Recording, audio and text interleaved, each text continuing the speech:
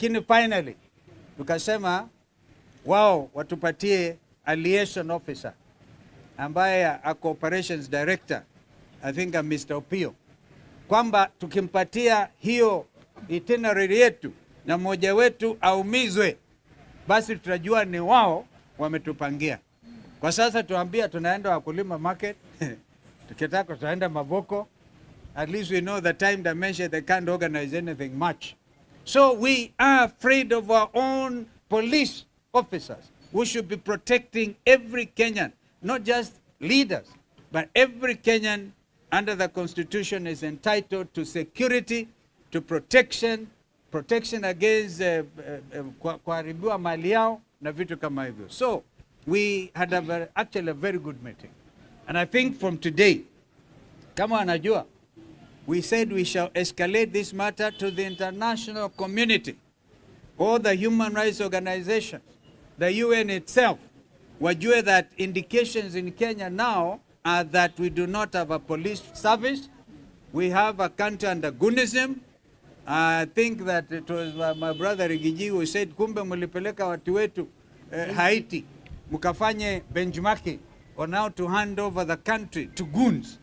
So, well, we all know, on the 25th of June last year, goons here walikuwa wanapatiwa nafasi.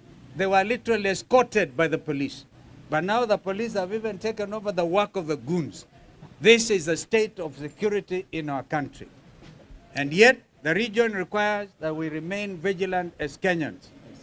Thank you. Now, I think my sister can add. I think the bottom line, we are telling the National Security Council, chaired by Dr. William Ruto, and of which the IG is a member, that they must rise to their constitutional duty to ensure that Kenya is governed and security is provided in accordance with the Constitution. We want the National Police Service to get out of goonism, to get out of dirty political work, to go back to their mandate, utumishi kwa wote, to provide security to everybody irrespective of their political affiliation.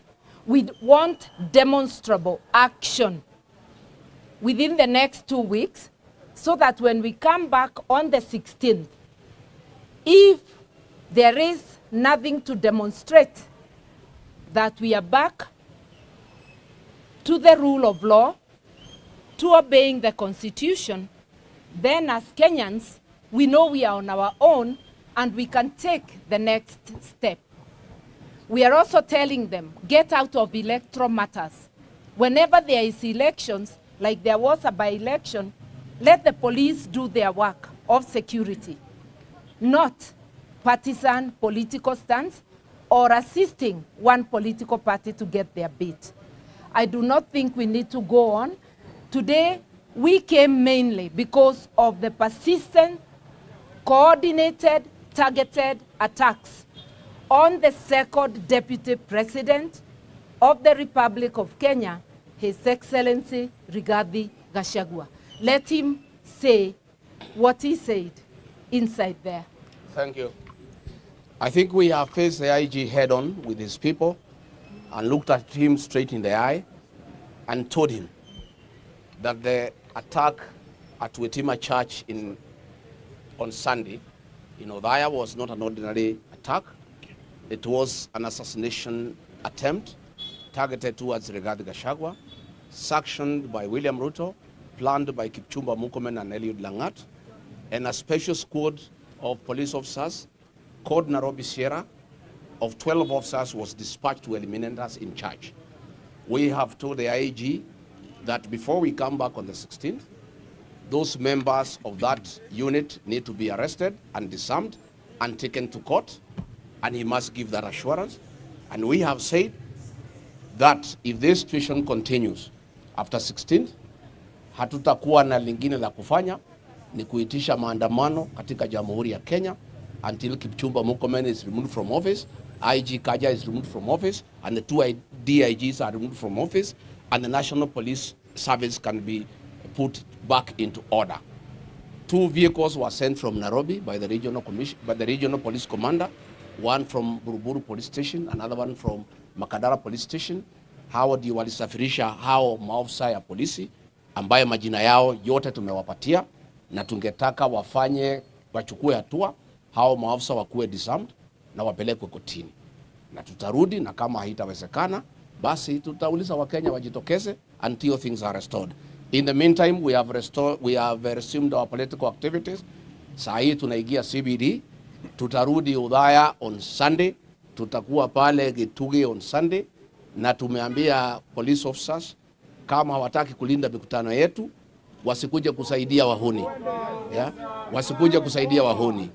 Ndio sisi tuweze kuendelea. Kwa hivyo sisi tuko hapo na hivyo ndivyo tutaendelea. Asanteni sana. Thank you. I think just to add one thing, ya kwamba we are entering an election year and democracy can only be exercised when we have strong institutions and where we have a secure environment. Yesterday with IEBC, we raised issues of concern from the opposition, and tomorrow we are expecting that what we have gathered here from the police, action will be taken, both by the police to ensure there is security, IEBC to ensure that there are proper preparations for the next general elections.